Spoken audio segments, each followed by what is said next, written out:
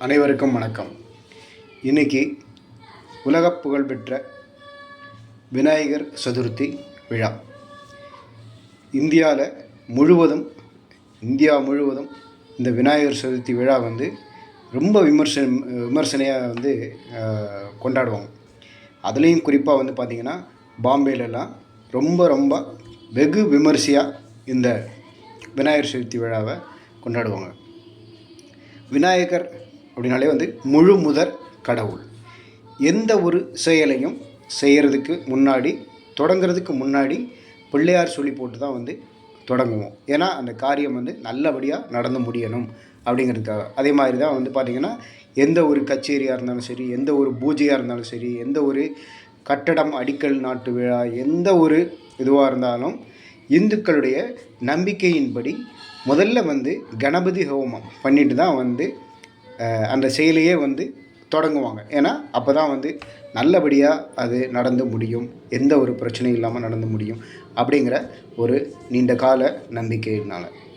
அப்படிப்பட்ட விநாயகர் சதுர்த்தி விழா இன்றைக்கி எல்லாருக்கும் விநாயகர் சதுர்த்தி விழா வாழ்த்துக்களோட. விநாயகரை நீங்கள் கும்பிட்டீங்க அப்படின்னா சனி கிரகத்தினுடைய பீடிப்பு இருக்கிறவங்க அதனுடைய பாதிப்பு, சனியினுடைய பாதிப்பு கம்மியாக இருக்கும். விநாயகரை நீங்கள் விடாமல் வழிபட்டீங்க அப்படின்னா, விநாயகருடைய தீவிரமான பக்தராக இருந்தீங்க அப்படின்னா, சனி பார்வை, சனி தோஷம் இருக்கிறவங்களுடைய அந்த பாதிப்பு கம்மியாக இருக்கும்.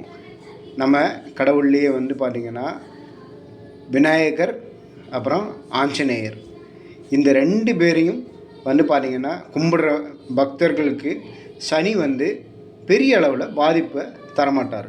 சனி மாதிரி கொடுக்குறவங்களும் கிடையாது, கெடுக்கிறவங்களும் கிடையாதுன்னு சொல்லுவாங்க.